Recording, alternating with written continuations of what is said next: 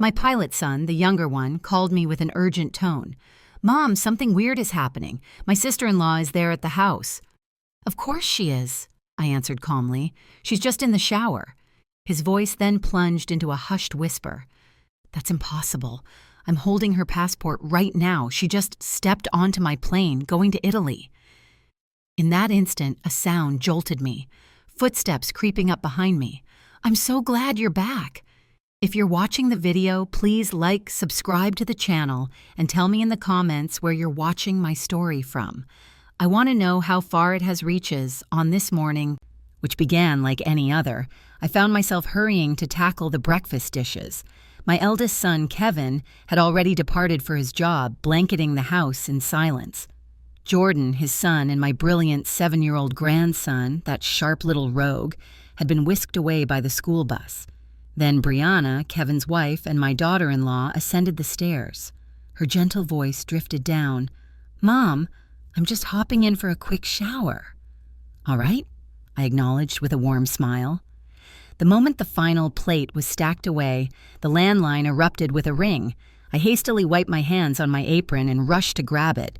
The bright, energetic voice of my youngest son, Michael, poured through the receiver. "Mom, I just wanted to call and say hello. I caught a break during a layover at the airport." His voice wrapped around me like a comforting embrace. Michael is my absolute pride, a driven young co-pilot constantly jetting off, courageously living the dream he'd nurtured since childhood of mastering the heavens. I beamed and posed a few questions about his latest flight and his well-being. He responded with a robust laugh, assuring me everything was fantastic and his work was progressing perfectly.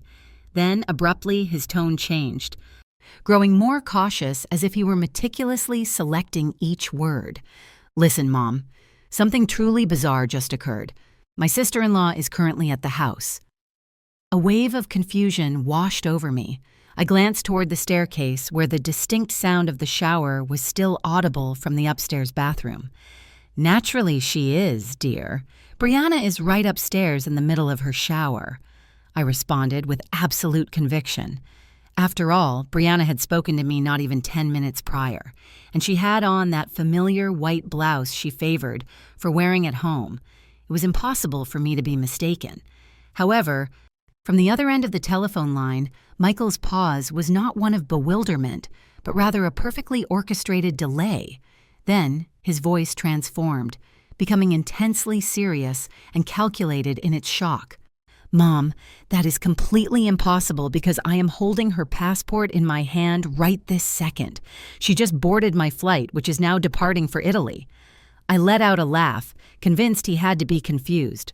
"Oh, sweetheart, you must have seen incorrectly. I just saw Brianna with my own eyes. She even announced she was going to shower." I attempted to explain with a calm resolve to soothe him, but he failed to laugh. He didn't retort with his usual playful manner. He recounted in a slow, deliberate voice, as if reciting a tale he had meticulously rehearsed, that after every passenger was seated, he rushed out to retrieve some forgotten documents and stumbled upon a passport abandoned near the boarding gate. His first impulse was to hand it over to the airport personnel, but upon opening it to identify its owner, he froze in place. The photograph was unmistakably Brianna. Her name was printed right there, bold and clear. There was absolutely no room for error. My pulse began to race, but I battled to maintain my composure. "Are you absolutely certain?" said Michael. "That passport could belong to a look-alike," I offered, even as a sharp thorn of deep unease had already pierced me. Michael heaved a sigh, and his voice became a flawlessly executed blend of bafflement and resolve. "Mom, I literally just went into the passenger cabin to confirm if it was her. She's seated in first class right beside a man who appears incredibly wealthy and sophisticated. They were conversing intimately, as if they were a couple." Michael's declaration struck me like a dagger. I stood there paralyzed, my hand strangling the phone receiver as my mind violently spun. A couple? Utterly impossible.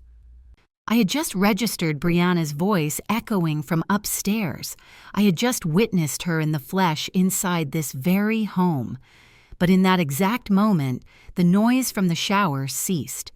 I heard the bedroom door creak open, and Brianna's voice cascaded down the stairs. It was gentle, yet loud enough to make me leap in shock. "Mom, who is on the phone?" Panic seized me.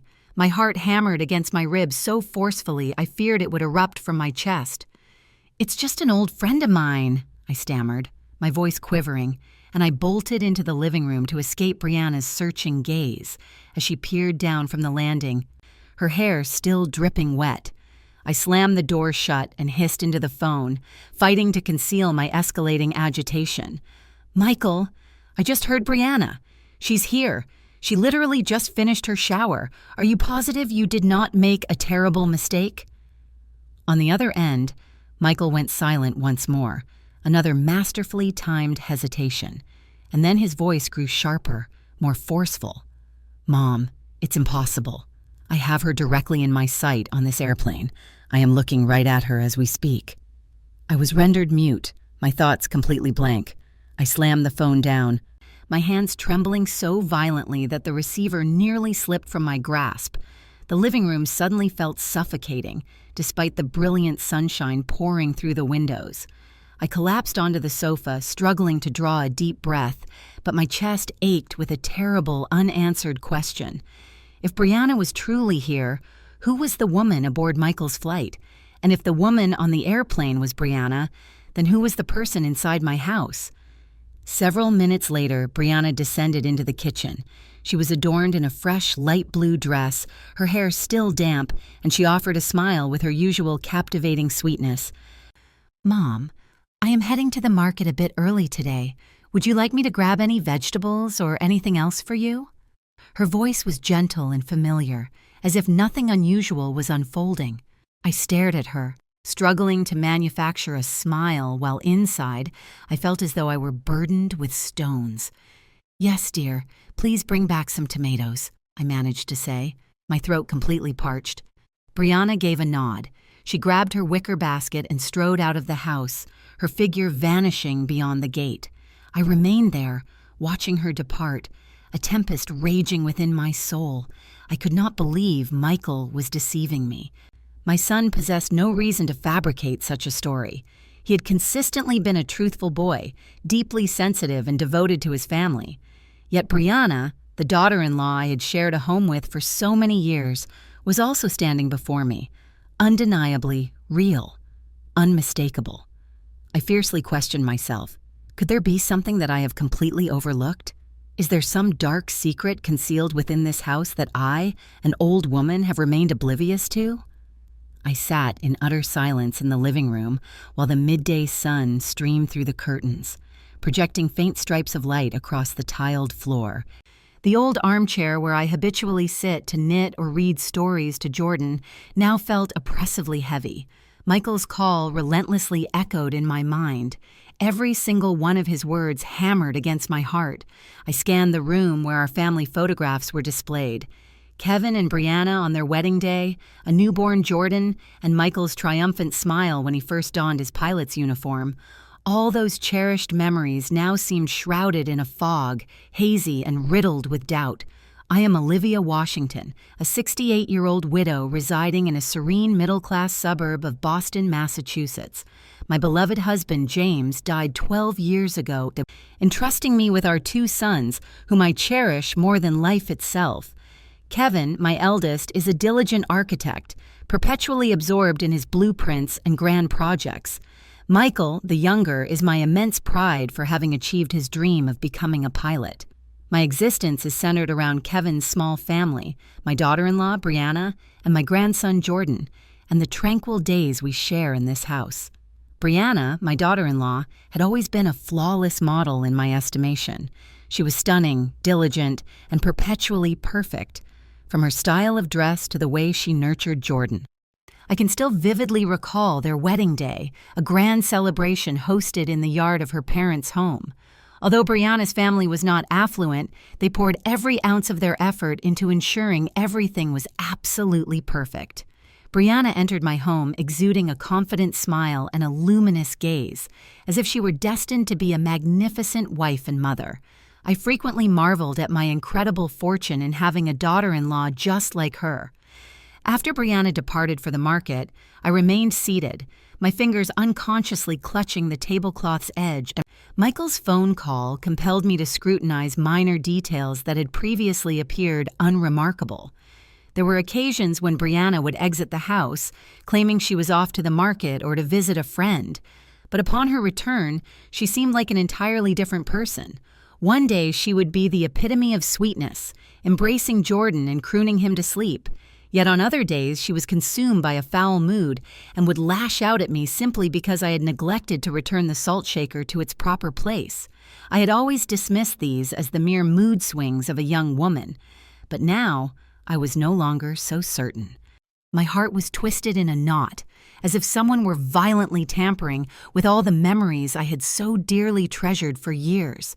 I can recall an instance several months back when Brianna used her right hand to grasp a pen and jot down the grocery list. Her script was remarkably straight and tidy. The very next day, however, I observed her wielding the pen with her left hand, her writing filled with more flourishes as if she were unaccustomed to it. I inquired, "Since when have you been writing with your other hand, my dear?" She chuckled and swiftly retorted, "Oh, just for a bit of fun, Mom. I'm just practicing." I nodded, dismissing the thought. But now that specific detail had transformed into a sharp, piercing fragment in my mind. I was completely submerged in my thoughts when the door creaked open. Jordan burst in, his backpack bouncing wildly on his shoulders. He threw his arms around me in a tight embrace, exclaiming in his cheerful, chirping voice, "Grandma, my teacher praised me today because my drawing was so amazing." I tenderly stroked his hair, forcing a smile, but a heavy weight still pressed upon my chest. Jordan settled down and eagerly pulled out his notebook to show me. "Grandma, look. Yesterday, Mom helped me with my homework using her right hand, and her writing was so beautiful. But today, she wrote with her left, and it looks much messier." The boy gestured to 2 different pages in his notebook. One displayed neatly formed letters, while the other was filled with crooked, uneven ones. I stared at the handwriting, and my heart plummeted. "Your mother must have been very occupied today. She was likely exhausted. That is why she wrote that way," I explained, desperately trying to mask my own turmoil. But Jordan gazed up at me with his innocent, questioning eyes. "Grandma, my mom is so strange. Some days she hugs me so tightly, but then other days, she won't even glance in my direction." My grandson's words felt like another vicious stab. I pulled him into a hug, attempting to console him, but inside my head, everything was spiraling into a tangled mess. At that exact moment, the doorbell chimed. I rose, unlocked the door, and found Mrs. Davis, my kind neighbor, standing there holding the very plate Brianna had delivered to her the day before. She beamed with her typically warm smile, but a flicker of curiosity danced in her eyes. "Olivia, your daughter-in-law is such a sweetheart, but yesterday I noticed she handed me the plate with her left hand, and you once told me she's a righty, correct? That's quite odd, or perhaps she is ambidextrous." I manufactured a smile and answered, "Perhaps that's it, Karen. Would you like to come inside for some tea?" She accepted with a nod and stepped inside, but her observation was like a thorn digging into me. It wasn't just my imagination. Even our neighbors were sensing the difference. I poured her tea and we chatted about various things, but the instant she departed, I collapsed onto the couch, my hand clutching my chest. I felt utterly paralyzed, as if the world were crumbling all around me. That afternoon, I ventured into the garden with my watering can, trying to let the water cascade gently over the daisies I had lovingly nurtured for years. The sun had begun its descent. The long shadows of the trees stretched across the lawn, but my soul could find no tranquility. The words from Jordan, Mrs. Davis, and Michael's resolute voice on the phone kept swirling in my mind like stones tossed into a placid lake, creating relentless, ever-widening ripples. I was tending to the plants, but my mind was completely adrift. I questioned myself, am I becoming too old to perceive the bizarre things unfolding in my own home, or have I been deliberately averting my gaze, desperately clinging to the illusion of the happy family I always dreamed of? Brianna came back from the market carrying her wicker basket, but what seized my attention was that she was clutching it with her left hand. I recalled with perfect clarity that Brianna consistently used her right hand for everything, from how she gripped a knife to slice vegetables to how she styled Jordan's hair. I stood there observing her place the basket on the kitchen table, and I asked her in a hushed tone, "What did you purchase, Brianna Day?" My voice strained to sound normal, but a powerful wave of suspicion was surging inside me. She smiled and answered very courteously, "I bought some tomatoes, cilantro, and fresh fish. Mom, tonight I'm going to prepare that roasted fish you adore so much. How does that sound?" Her voice was as gentle as ever, but I couldn't tear my eyes from her hands. The left one? No, the right one. I nodded and spun away, feigning to wipe the table, but my heart was pounding furiously. Was I inventing things, or were these tiny details desperately trying to convey something to me? At dinner, the entire family convened around the table. Kevin was drained after a grueling day at work, yet he still managed to smile for Jordan and inquired about his day at school. Brianna ate with a slow, refined grace, even turning to Kevin with a reminder. "Dearest, the parent-teacher conference is scheduled for next week, so make certain to take the day off." I watched her, striving to recognize the daughter-in-law I had been so immensely proud of. But in my mind, Michael's voice continued to reverberate. "She's sitting in first class next to a man." I bit down on my lip, battling to swallow my anguish, but it felt like a heavy stone lodged in my throat. Just a few days later, the atmosphere was completely transformed.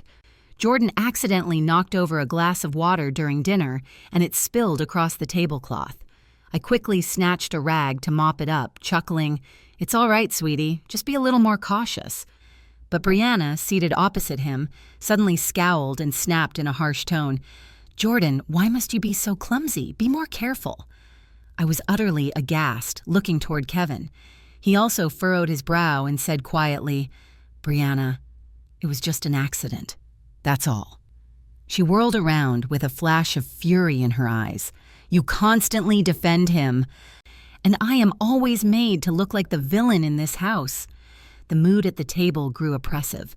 Jordan ducked his head, his eyes welling with tears. I embraced him, feeling a profound ache.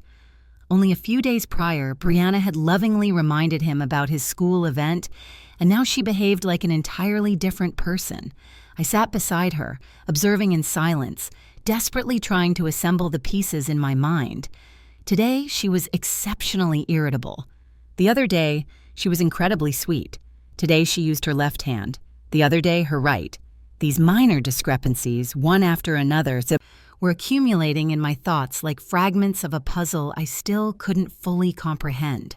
I told myself to remain calm, yet every time I looked at Brianna, I saw a total stranger, as if she weren't the daughter-in-law I had lived with for so many years.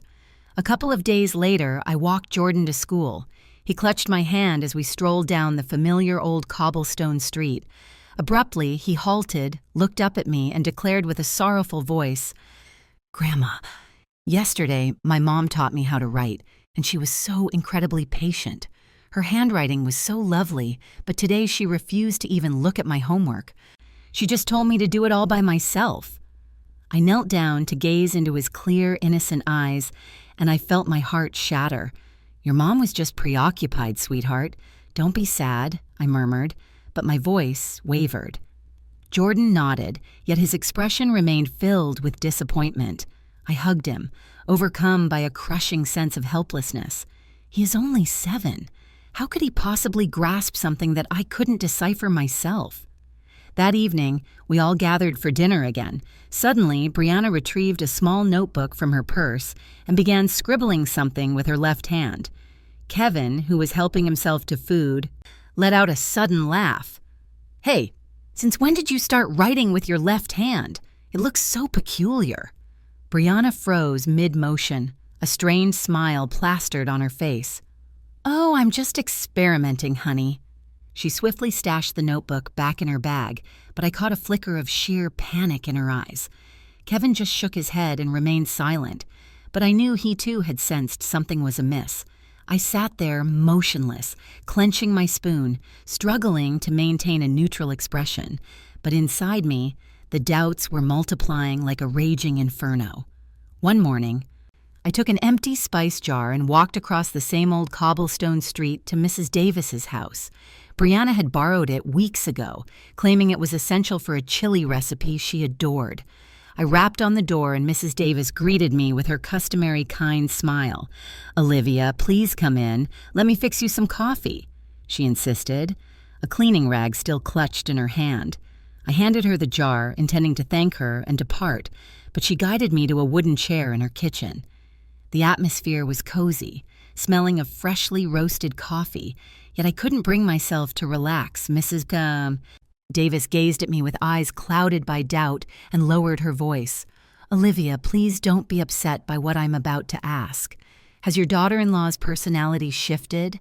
One day she greets me with such joy and even inquires about my children. But just yesterday, she walked right past here. I waved to her and she completely ignored me, as if she didn't even recognize me." Mrs. Davis's words were yet another stone cast into the troubled waters of my heart. I forced a smile and said, "She must have been in a terrible rush, Karen. You know how young people can be." But internally, I was in turmoil. I knew Mrs. Davis wasn't merely making conversation. She is an exceptionally perceptive person who always notices the smallest details. If even she detected Brianna's strange behavior, then my suspicions were not just a product of my imagination. I lingered a little while longer, took a sip of the now tepid coffee, and bid her farewell with a heavy heart. On my way back, I passed Mr. Peterson's bakery, where I always purchased sweet rolls for Jordan. Mr. Peterson was behind the counter, and upon seeing me, he beamed, "Mrs. Washington, what can I get for the little champion today?" I requested some pastries, and he suddenly inquired, "You're Kevin's mother, aren't you? His wife came by the other day, so very pleasant. She even commented on how delicious my bread was. But this morning she returned with a deep scowl on her face. She bought the bread and left without even a word of thanks. She just stormed out." I froze solid, my hand gripping the handle of my purse. "She must have been exhausted, Robert," I responded, my voice quivering. I thanked him hurriedly and departed. Mr. Peterson's words were another knife, twisting deeper into the doubts that were festering inside me. When I arrived home, I brewed some tea and sat on the porch. The wind whispered softly, carrying the fragrance of the daisies from my garden. I gazed toward the street leading to the market where Brianna always walked. Abruptly, I saw her returning, carrying her shopping bag, but she greeted me with a cold, clipped voice. "Good afternoon, Mom." There was no smile, no joy like yesterday when she had boasted about finding a great deal on cilantro. I nodded and murmured in a low tone, "You have returned already."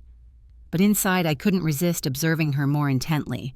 The blouse she wore today was navy blue, a stark contrast to the white one she had on when she left. I ventured to ask her softly, "Why did you change your blouse?" Brianna hesitated for a moment before quickly replying, "Oh, I spilled something on it and had to change." She offered a half-hearted smile and rushed into the kitchen. I remained there, the teacup clutched in my hands, feeling as if a massive boulder were crushing my chest. The words of Mrs. Davis, of Mr. Peterson, and the chilling way Brianna responded to me. Everything was compelling me to stop ignoring the undeniable facts. That evening, we were all at dinner. Jordan was chattering about school with his bright, cheerful voice, but I noticed that Brianna only nodded absent-mindedly without engaging him, unlike other occasions. When Kevin asked, "Are you finished eating so your mom can clear the plates?" Jordan suddenly turned to me and stated innocently, "Grandma, oh, my mom didn't sing me to sleep.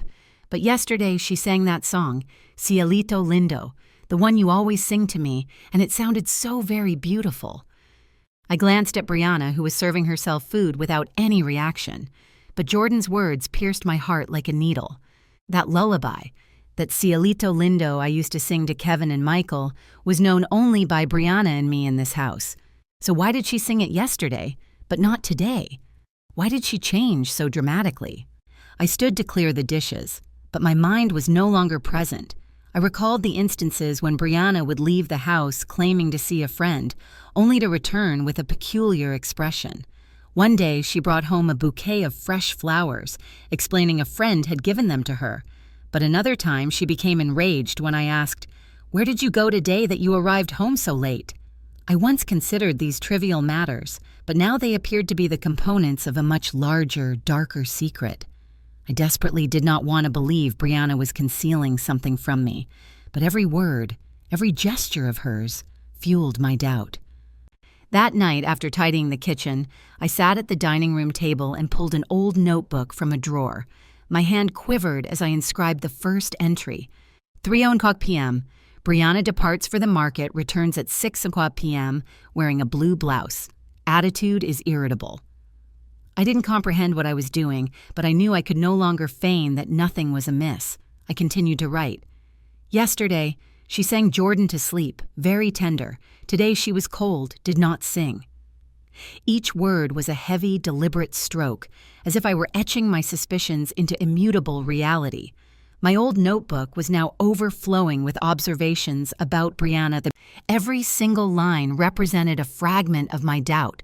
As though I were meticulously painting a portrait I lacked the courage to confront. I sat in the kitchen, staring at the notebook with a profoundly heavy heart. I could no longer contain all these tormenting thoughts. They were like relentless waves, crashing and receding, leaving me stranded in my confusion. I desperately needed to confide in someone who would understand, who wouldn't pass judgment, who wouldn't leap to rash conclusions. My mind instantly turned to Sharon, my dearest friend, who has been by my side since our youth, when we would sit and knit beneath a tree, sharing the stories of our lives. I reached for the phone, my voice trembling as I spoke. "Sharon, are you available this afternoon? Let's meet at the corner coffee shop. I have to talk." Sharon agreed without hesitation, her voice as warm and comforting as always. "Olivia, I sensed something was terribly wrong. Wait for me. I'm leaving right now." I felt a flicker of relief, but the worry still weighed me down like an anchor. I draped my old shawl over my shoulders and left the house, heading for the small coffee shop on the corner where Sharon and I had weathered so many joys and sorrows. The place was unchanged, with its dark wooden tables and the irresistible aroma of freshly roasted coffee. I selected a table in a dimly lit corner to ensure our conversation would remain private. I sat there, clutching the hot coffee cup, my soul feeling utterly cold. I agonized over how I would ever articulate all these dreadful suspicions. How could I dare to confess that I was doubting my very own daughter-in-law? Sharon arrived clad in a light sweater, a bag of fresh vegetables in her hand. She sat down and looked me directly in the eyes with her characteristically sharp yet affectionate gaze. "Olivia, just one look at your face tells me something significant is wrong. Go on, pour it all out. What is tormenting you so?" I took a deep, shuddering breath, fighting to keep my voice from cracking, but every word felt lodged in my throat.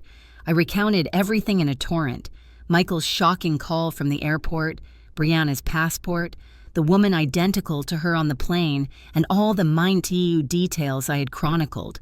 From her switching hands to her moods shifting from day to night. I pulled the notebook from my bag and pushed it toward her. "Look, I've documented everything here. I don't know if I'm losing my mind, but I can't play the fool any longer." Sharon flipped through the pages, her brow furrowed in concentration. She slowly read my shaky, desperate script.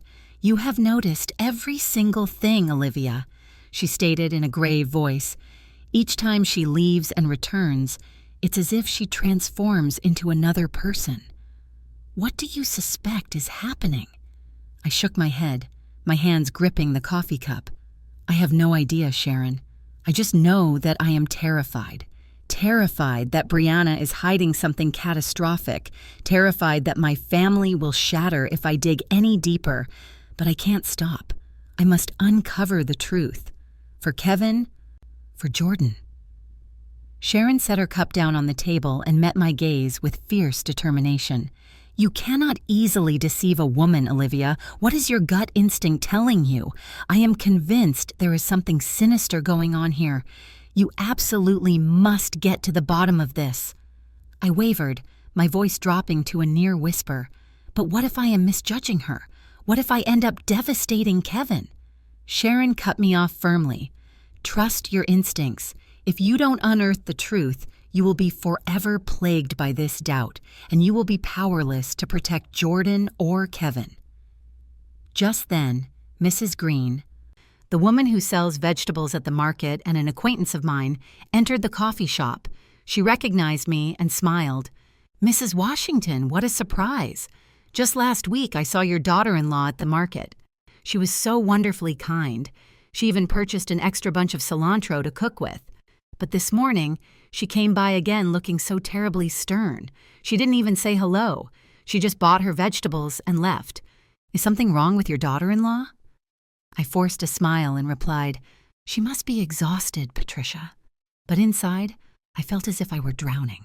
Yet another person had noticed how strange Brianna had become. I thanked Mrs. Green, watched her depart, and turned back to Sharon, sheer panic reflected in my eyes. Sharon grasped my hand, her voice softening. "You see, Olivia, it is not just you. Even the neighbors are noticing. Stop deceiving yourself. Continue documenting everything, and if it comes to it, you're going to have to follow her, not to inflict harm, but to shield your family." I nodded, but my heart sank. I knew Sharon was right, yet the thought of tailing my own daughter-in-law made me feel like I was betraying my own family. I had dedicated my entire life to nurturing this home, and now I was compelled to do something I had never imagined. I had to investigate one of my own. That afternoon, I returned home, my thoughts still a chaotic whirlwind.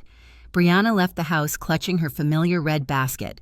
"Mom, I'm just running to the market for a little while," she announced in a soft voice. I nodded, but the moment she vanished beyond the gate, I opened my notebook and inscribed 3:00 p.m. Brianna departs for the market carrying a red basket, attitude normal. I remained there, watching the clock, counting each passing minute. At 6:00, Brianna returned, but the basket she now held was blue. I was startled and questioned her. "Did you change baskets?" She smiled and quickly retorted, "Yes, the other one broke and a friend lent me this one." I nodded, but my hands trembled as I added to the notebook, returned 6 p.m. carrying a blue basket, voice slightly rushed. My notes continued to accumulate. Each new entry was a step closer to the truth, but also a step further from the image of the old mother who only knows how to love and trust. Over the weekend, Kevin departed early for overtime work, and Jordan was at a school function, leaving the house eerily quiet, occupied only by Brianna and me. I was wiping down the dining room table, trying to keep busy to fend off the gnawing doubts that consumed me.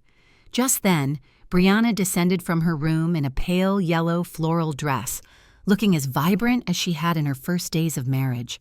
"Mom, I am just heading to the market for a bit," she said gently. She picked up her usual wicker basket and left.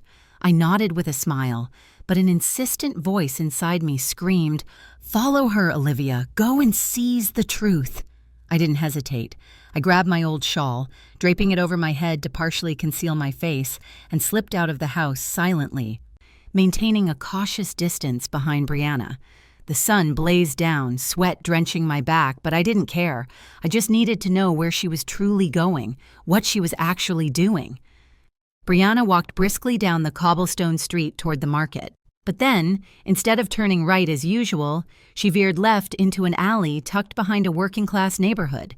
The houses were decrepit, huddled together with peeling paint and rusted tin roofs. I slowed my pace, my heart hammering against my ribs, scrambling to hide behind some bicycles leaning against a sidewalk. Brianna never looked back.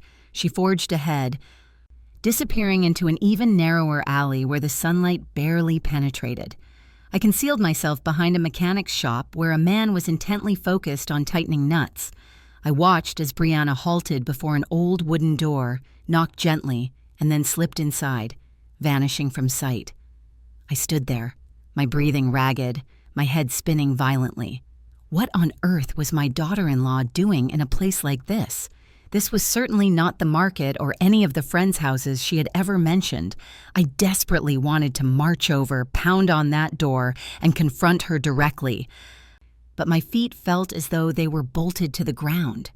I was terrified of the truth, terrified that what I was about to uncover would shatter everything. Ultimately, I turned and trudged back home, overwhelmed by questions, each step heavier than the one before. I had just pushed open the gate when I froze in my tracks. Brianna was standing in the kitchen, chopping vegetables, wearing a white blouse, completely different from the floral dress she had left in. She was scowling and stared at me with cold, piercing eyes. "Where did you go, Mom? You're only just getting back now." I stood there paralyzed, my mouth completely dry, utterly unable to speak a single word. Only moments ago, I had witnessed her entering that alley wearing a yellow dress. How could she possibly have returned so fast? And this blouse? I stammered, I just went out for a short walk, that is all." Brianna nodded without another word, but her intense gaze sent a shiver racing down my spine. I escaped to my room, pretending to search for something, but in reality I was fleeing that look, desperate to calm the wild pounding of my heart in my chest. That night I was knitting when Jordan dashed into my room, his cheeks flushed from playing outside. He wrapped his arms around my legs, sobbing.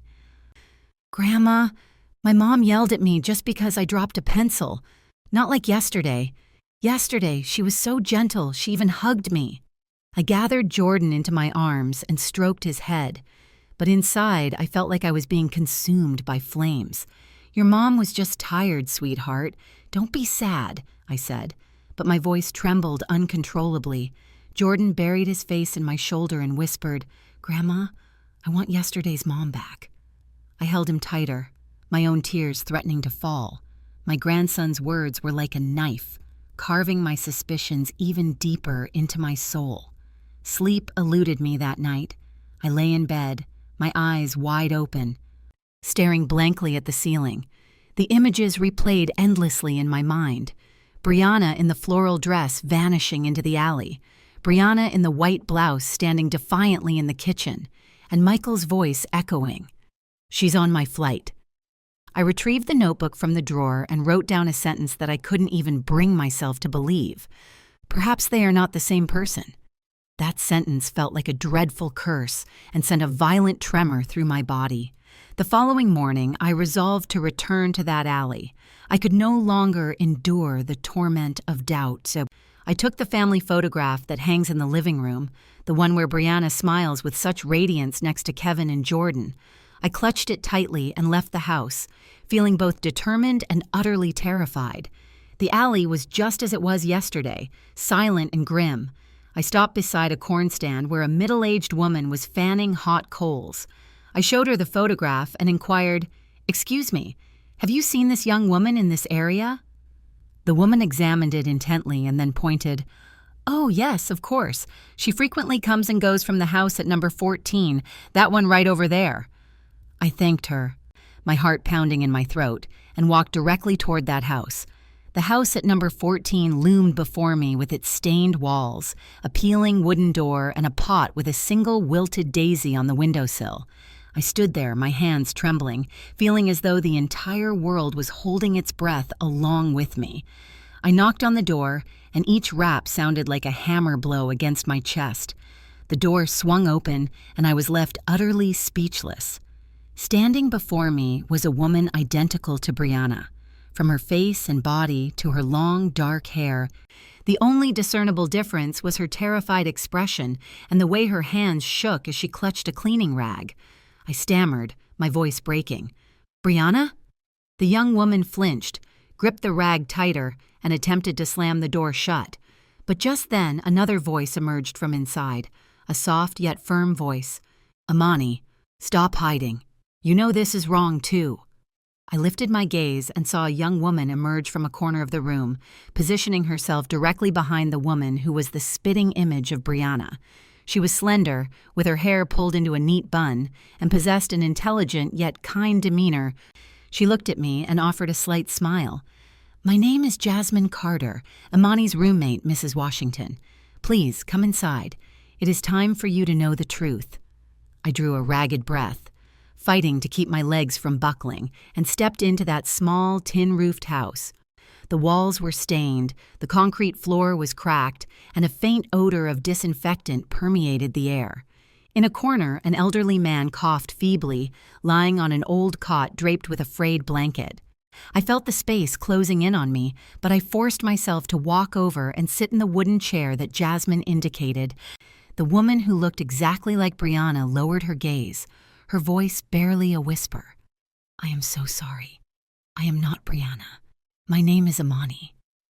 I stared at her, my mind a chaotic vortex, completely unable to utter a word. Imani. The name was foreign, but the face was achingly familiar. I clasped my hands together, struggling to keep my voice steady. "You will explain to me why you bear such a striking resemblance to my daughter-in-law and why you keep appearing at my home." Imani lifted her head, her eyes brimming with guilt, but she did not respond right away. Instead, Jasmine sat beside her, poured a glass of water from an old plastic jug, and began to speak. "Imani is desperately poor, Mrs. Washington," Jasmine stated in a calm, clear voice. "Her adopted parents are gravely ill, especially the gentleman lying over there. A few years ago, Imani encountered Brianna by chance at a market. They looked like two peas in a pod, and Brianna exploited that. She proposed that Imani impersonate her, to stand in for her for a few hours whenever she required it. Imani refused at first, but Brianna offered her a substantial amount of money, and her family desperately needed it for medicine." I looked at Imani and saw her head was bowed, her hands strangling the rags so fiercely that her knuckles turned white. "Replace her for what purpose?" I demanded, my voice thick with disbelief. "Why would Brianna possibly need someone to impersonate her?" Imani looked up, her voice trembling. "I don't know all the details, ma'am. She would just instruct me, you just need to stay in the house for a few hours, handle a few things like going to the market, watch over the boy, and then she would pay me. A lot of money. Enough to afford my parents' medication. I never dared to ask for more." She lowered her head again as tears began to stream down her face. I stared at her, a crushing tightness in my chest. Every bizarre detail from the past few months suddenly clicked into place. The switching of hands for writing, the personality that swung from sweet to sour, the voice that was sometimes gentle and sometimes cold. It all fit together now, like the final pieces of a puzzle I had stubbornly refused to see. Jasmine continued with a more intense look. "I'm not sure if this will help, but on one occasion, I saw Brianna with an extremely elegant man. His name is Marcus Vance. I overheard the name when they were conversing at a coffee shop. They were calling each other honey, very affectionately. At that very moment, Imani was waiting outside in the car, completely oblivious to what was happening. The name Marcus Vance pierced my heart like a shard of ice. I recalled Michael's words. She's sitting in first class next to a rich man. The small room seemed to spin violently around me. I struggled to remain calm, but my hands were shaking so uncontrollably that I knocked over the glass of water. Jasmine hurried to clean the spill, but I just shook my head, my voice choking. Brianna is betraying my entire family." Imani dissolved into tears, her voice strangled with sobs. "I'm so incredibly sorry, ma'am. I never wanted to hurt anyone. I was just desperate to save my parents." I looked at this young woman with a face identical to Brianna's, but with an expression filled with anguish and remorse. I wanted to feel rage. I wanted to scream. But looking at Imani, I only felt a deep sense of pity. She was not the architect of this deception. She was just a pawn in Brianna's cruel game. Everything was unraveling before my very eyes. I pushed myself up, striving to make my voice sound firm. "Imani, do you have any idea where Brianna is? Do you know what she does when she enlists you to impersonate her?" Imani shook her head, still weeping. "I don't know, ma'am. She would just tell me to do exactly what she asked, and she would pay me. I was too afraid to ask for anything more."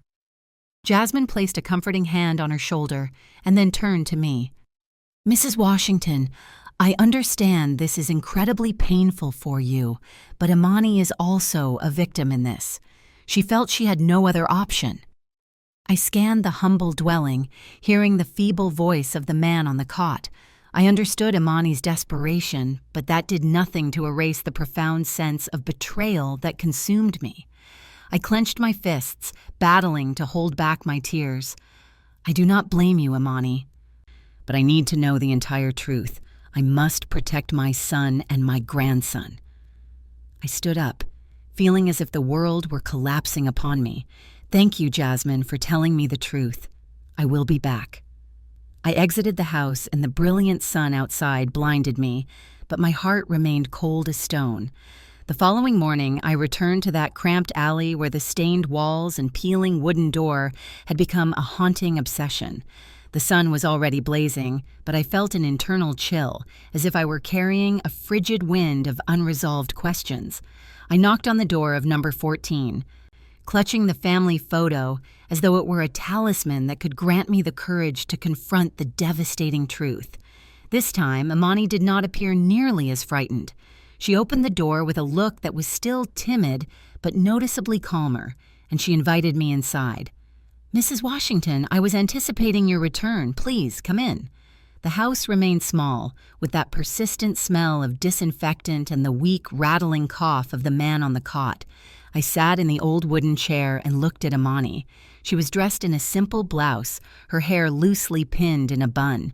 She looked exhausted, but the terror was gone from her eyes. I took a deep breath and said quietly, "Imani, I want to meet your adoptive mother. I need to understand all of this more completely." Imani nodded and guided me to a corner of the room where a frail woman with stark white hair lay in bed, her cloudy eyes fixed on the ceiling. This was Mrs. Lee, Imani's adoptive mother. I took her delicate hand in mine and introduced myself. "I am Olivia Washington, Kevin's mother, Brianna's husband's mom." Mrs. Lee looked at me, her breathing labored, and spoke in a faint voice. "Imani is not my biological child. She is a baby I adopted when she was just a newborn." Her words struck me like a physical blow. I froze, my heart hammering in my chest, but I fought to keep my voice calm. "Please tell me everything that happened." The woman coughed, then slowly began to recount a story I was completely unprepared to hear. "Many, many years ago, I worked as a nurse in a hospital in a small town," she started, her voice quivering. "A desperately poor family had twin girls. They were so impoverished they couldn't possibly keep both of them. The mother was weeping. She said she could only manage to raise one. The other they were going to abandon. My heart broke. I could not allow them to abandon that precious baby, so I adopted her. That baby is Imani." She paused for a long, hacking cough and then gazed at Imani with boundless love. "I raised her as if she were my very own, but I know she has always yearned to find her birth parents. I have nothing to offer her but my love in this small house." I sat there, my hands gripping the arms of the chair, my head spinning. "Do you have any idea who Imani's biological parents are?" I asked, my voice trembling. Mrs. Lee shook her head. "I only know they were a poor family from a nearby village. I did not ask many questions. I just wanted to save the child." I looked over at Imani and saw her face was bowed as tears streaming down her cheeks. "Mrs. Washington, I know nothing about my biological parents," she said, her voice choked with emotion.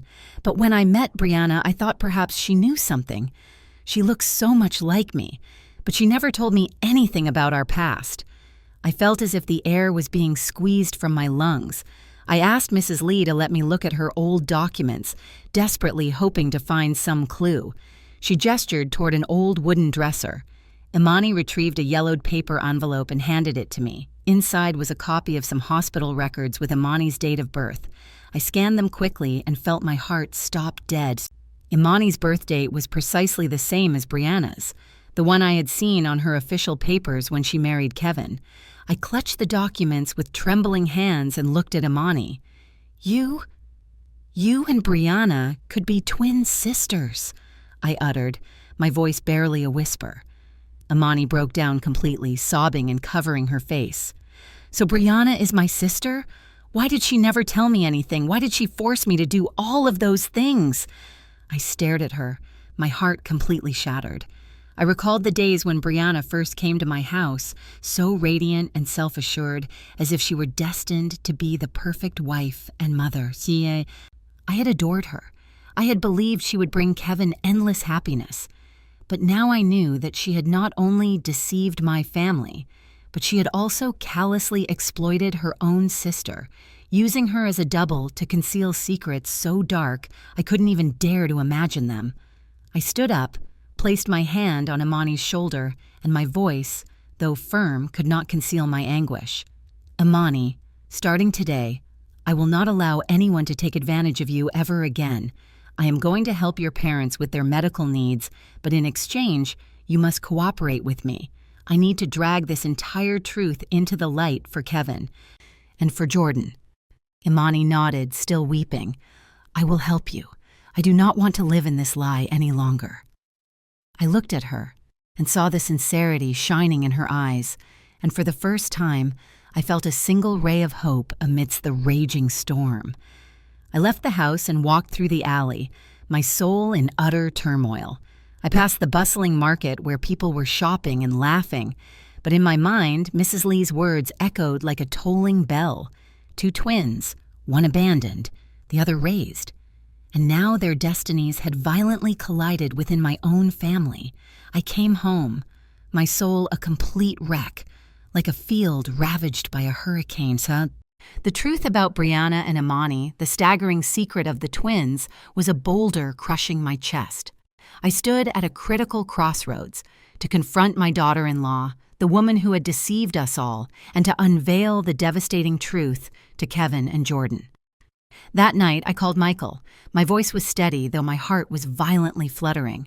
Michael, you must come home tomorrow evening. There are some matters I need you to clarify.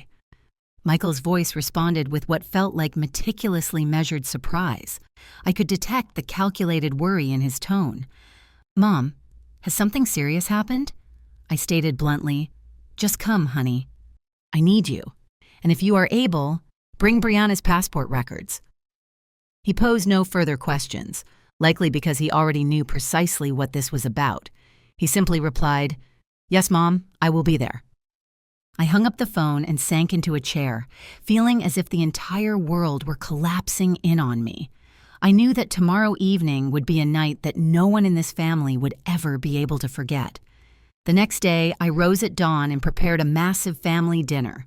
I laid a white tablecloth on the table and lit several candles. I cooked the chili that Kevin adored so much and the roasted fish that Jordan always requested. I wanted this dinner to be momentous, not as a celebration, but to mark a definitive before and after. I stood in the kitchen chopping vegetables, but my mind was far away, drifting between that dark alley and Imani's heartbreaking words. I told myself I had to be strong for Kevin, for Jordan, but each slice of the knife felt like a gash in my own heart. Kevin arrived home as dusk began to fall, exhausted from his day. Seeing the elaborately set table, he was taken aback. What is the occasion? Why did you prepare so much food, Mom? I smiled, struggling to appear composed. I just wanted us all to have a wonderful dinner together. Please, Sit down, dear. Brianna entered, wearing her light blue dress and a soft smile, but a hint of nervousness flickered in her eyes. Jordan ran to embrace my legs. Grandma, the fish smells incredible. I stroked his hair, a painful lump forming in my throat. I knew that after this night, Jordan's innocent smile might never be quite so carefree again. We settled at the table, and initially, the atmosphere was animated. Kevin spoke about his work. Jordan chattered excitedly about a drawing he had created at school. Brianna nodded along, offering occasional comments, but I saw her hand tremble slightly as she lifted her spoon. I took a deep, steadying breath and gestured to Michael, who was waiting just outside. He strode in with a composed expression that I now recognized as almost rehearsed, and directly behind him was Imani in a simple dress, her face identical to Brianna's, but etched with profound anguish. Everyone at the table fell deathly silent. Jordan looked back and forth from Brianna to Imani, his face a mask of confusion, and asked innocently, "Why are there 2 moms?" Kevin turned ghost white, his spoon clattering to his plate, and Brianna shot to her feet, screaming, "What is the meaning of this, Mom?" I stood up, gripping the edge of the table to steady myself. "Sit down, Brianna, Bum," I commanded in a slow but unyielding voice. "I need us to clarify everything right now." I began to recount the story, and each word felt like it was being ripped from my soul. Michael's call from the airport when he spotted her on a flight to Italy while she was supposedly at home, the time she switched hands to write, her personality oscillating between sweet and sour, and finally, my journey to the alley where I met Imani and unearthed the secret of the twins. "You and Imani are twin sisters," I declared, staring directly into her eyes. "You exploited your own sister to conceal the truth. Tell us what that truth is." Brianna was trembling, her face as pale as a sheet. She shrieked, desperately trying to defend herself. "She is fabricating all of this to humiliate me. How dare you?" But Michael strode forward and slammed a stack of papers onto the table. His movements were deliberate, practiced, as if he had been preparing for this very moment. "This is a copy of your electronic passport with the entry and exit stamps from Italy," he announced in a hard voice that now held a chilling confidence.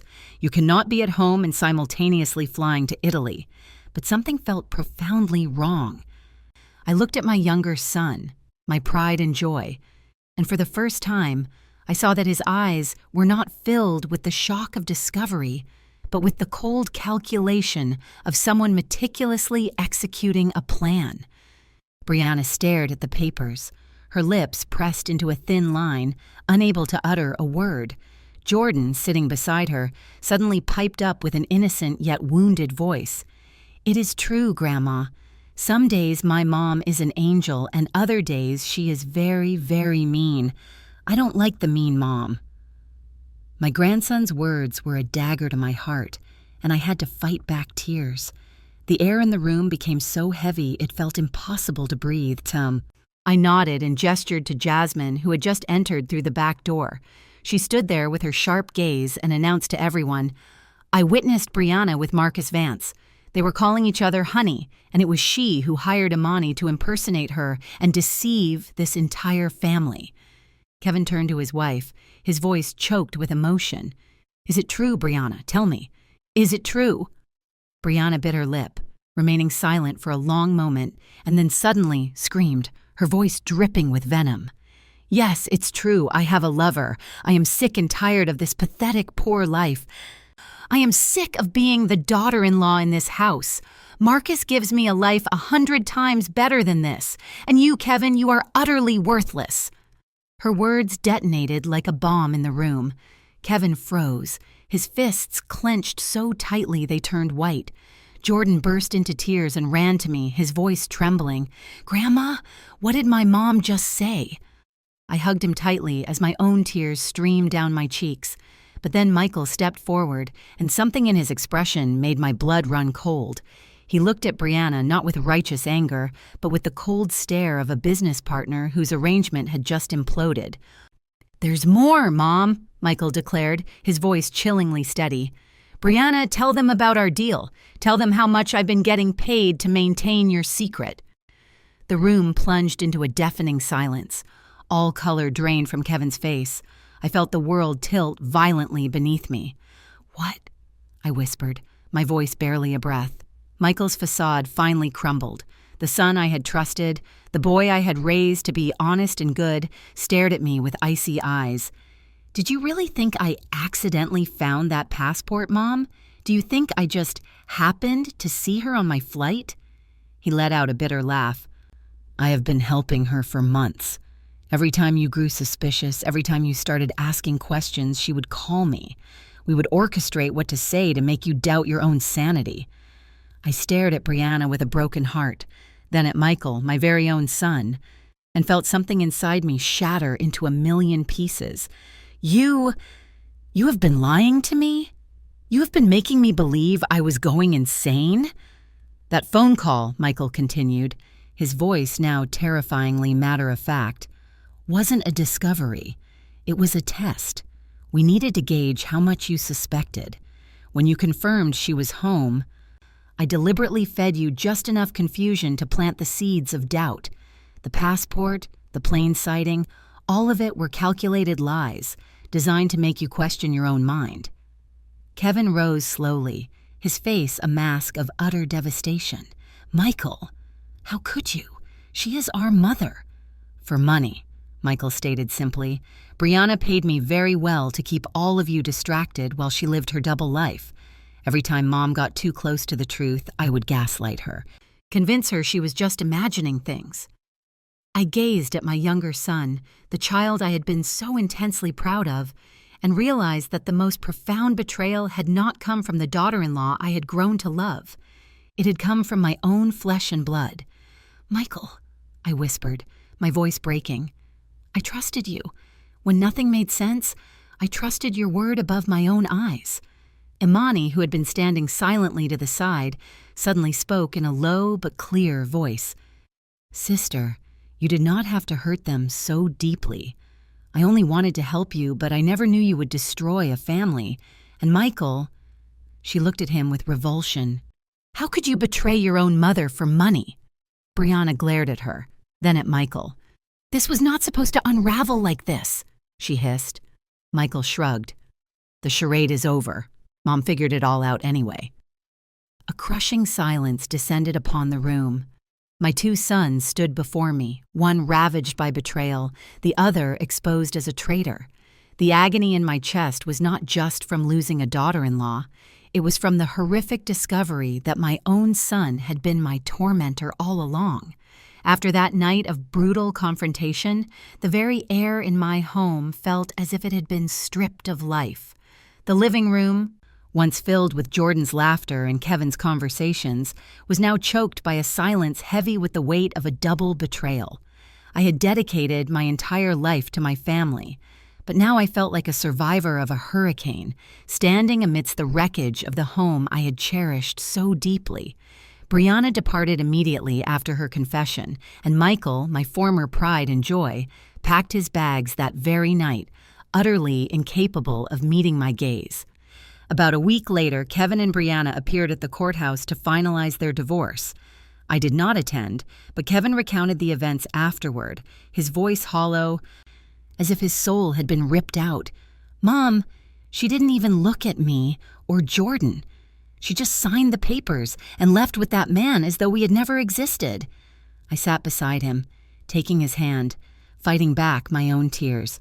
Brianna made no request for custody of Jordan, as if our boy had merely been a character in a play she had grown weary of. But the most agonizing part was not losing Brianna. It was losing Michael. My younger son, whom I had once called my pride and joy, had wounded me more deeply than any stranger ever could. The phone calls ceased, the visits stopped. He had chosen wealth over his family. And the crushing weight of that betrayal bore down on my chest every single morning I awoke. Do not worry, my dear, I told Kevin, my voice trembling. I will always be here, and Jordan will never lack for love. But deep inside, I knew this wound would take an eternity to heal. Not just Kevin's shattered heart, but my own obliterated faith in the son I had trusted above all others. Kevin completely fell apart. He grew silent, speaking very little. He simply immersed himself in his work or sat staring blankly as Jordan played in the yard. I looked at my son and saw in his eyes the same profound sadness my husband James had carried in his final days when he knew he could no longer remain with us. I yearned to embrace him, to promise him everything would be all right, but I had no idea where to begin, especially when my own heart was fractured by Michael's treachery. Fortunately, Imani emerged. A quiet, flickering light in the suffocating darkness. She visited our house every single day. She brought containers filled with warm meals, sat down to play with Jordan, and gently wiped away his tears when he would ask, Auntie, where did my real mom go? I looked at Imani. Saw that face identical to Brianna's, but with a heart that was entirely different. She was gentle, patient, and always managed to coax a laugh from Jordan. One afternoon, I watched Jordan run to embrace Imani, his cheerful little voice ringing out. Mom, Imani, teach me how to draw a little bird. I was startled, my heart constricting. The boy was calling her Mom, with a carefree smile I had not seen in what felt like a lifetime. Imani laughed and tenderly stroked his hair. "Of course, my love, but you must draw it very beautifully so I can see it." I stood there, tears streaming down my face. Jordan's innocent words were like a healing balm that soothed my profound pain. I knew that Imani had not only stood in for Brianna during those deceptive days, but was now becoming a true part of our family with her own sincere heart, something that neither Brianna nor Michael had ever truly possessed. One evening, as I was cleaning the kitchen, Kevin summoned me to the living room. He stood there holding a small ring with trembling hands. His expression was a mixture of nervousness and resolve. Imani stood by his side, her face flushed and her eyes gleaming. Kevin knelt and his voice broke. "Imani, I do not want to waste another moment. You brought light back into my life and Jordan's. Will you accept being my wife and Jordan's mother?" Imani burst into tears, looking at me as if seeking my blessing. I walked over, took her hand, and nodded gently. "You deserve this, my dear. You have been a part of this family for a very long time." She hugged me tightly. Her tears soaked my shoulder, and I knew that in that moment my family was beginning to heal, not just from Brianna's deception, but from Michael's devastating betrayal. Kevin and Imani's wedding took place shortly after. It was a small affair, but overflowing with love. I stood in the yard, admiring the red roses tied to the fence, listening to Jordan's joyous laughter as he, dressed in his tiny suit, served as his father's little best man. There was a gaping void where Michael should have been. My younger son was nowhere to be seen. Having chosen a path of greed over his family, I sat in the front row, tears streaming down my cheeks. They were not just tears of happiness, but also tears of profound loss. For the son I thought I knew, a son who had never truly existed. I watched Imani in her simple wedding dress, clutching Kevin's hand, and I knew that my family had found a sincere heart to replace the two false ones we had lost. Life after that slowly returned to a semblance of normal. Imani continued her simple existence, caring for Kevin and Jordan with all her boundless love. She prepared warm, nourishing meals and sang Jordan to sleep with the same Cielito Lindo that I used to sing to my sons. Every night she would sit beside Kevin, listening intently as he talked about his blueprints and projects, her face filled with immense pride. Jordan no longer inquired about his other mother, and he never once asked about his uncle Michael. He would just snuggle close to Imani, calling her Mom, with a radiant, beaming smile. I looked at my family and saw how the deep wounds were gradually closing, even though some scars, especially those inflicted by Michael, would undoubtedly remain forever. One late evening, I sat on the porch. A gentle wind rustled through the garden. Jordan's laughter echoed from inside, mingling with Imani's sweet voice. I peeked through the window and saw Kevin engrossed in his work while Imani prepared a cup of tea for him, placing it gently beside him and planting a soft kiss on his forehead. I smiled, my heart finally feeling a sense of peace, though it was forever altered. I reflected on the long, torturous road I had traveled, from the initial whispers of doubt, from Michael's manipulative phone calls, to that dark, grim alley where I uncovered the truth. The truth had been far crueler than I could have ever imagined, exposing not just Brianna's treachery, but my own son's betrayal. But as my husband James always used to say, the truth will set you free, Olivia. And so it did. The truth ultimately set us free. It brought us Imani and gifted us a new beginning, one far brighter and happier, built upon genuine love, rather than a foundation of lies and manipulation. The story you have just listened to has had its names and locations altered to safeguard the identities of the people involved. We are not sharing this to cast judgment, but with the hope that someone will hear it and pause to consider how the individuals we trust most can sometimes be the very ones who inflict the deepest wounds. I genuinely wonder, if you were in my position, what would you have done? Would you have chosen to remain silent to preserve a fragile peace? Or would you have dared to confront everything, even if it meant discovering your own child had betrayed you? I yearn to know your thoughts. Because every story is like a single candle that can illuminate the path for another. God always provides blessings, and I am utterly convinced that courage leads us to better days, even when the truth shatters our hearts. Meanwhile, on the final screen, I am leaving you with two of this channel's most cherished stories. I am certain they will astonish you. Thank you for staying with me until this very moment.